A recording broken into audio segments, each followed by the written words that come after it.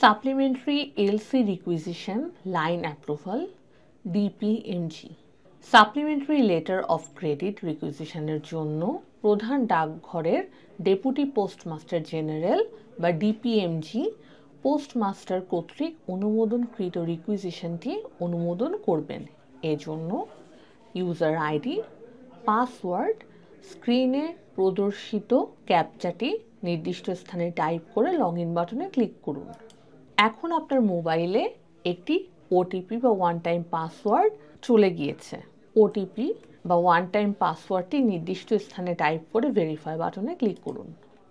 বাম পাশে পোস্টাল সেকশনে ক্লিক করুন। এরপর supply of funds and other remittance ট্রানজ্যাকশনে ক্লিক করুন।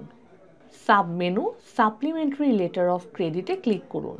তারপর সাপ্লিমেন্টারি এলসি রিকুইজিশন লাইন অ্যাপ্রুভালে ক্লিক করুন।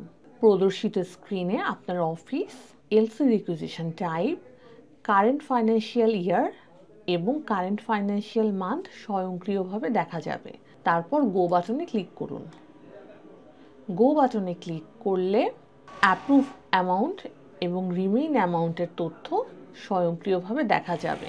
এখন নিচে সাপ্লিমেন্টারি এলসি রিকুইজিশন অ্যাপ্রুভাল লিস্টের গ্রিডে ভিউ বাটনে ক্লিক করুন।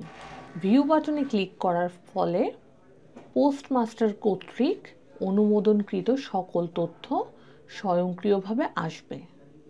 সকল তথ্য যাচাই করার পরে যদি এডিটের প্রয়োজন হয় তাহলে সেন্ড ব্যাক বাটনে ক্লিক করুন।